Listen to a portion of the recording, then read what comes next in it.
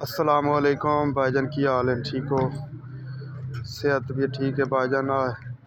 फलां तैयार की यार या दो फ्रेम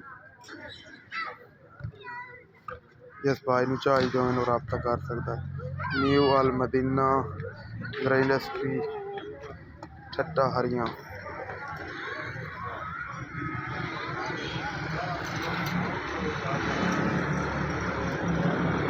मिस्त्री एम बिलाल 0314 44 52 944।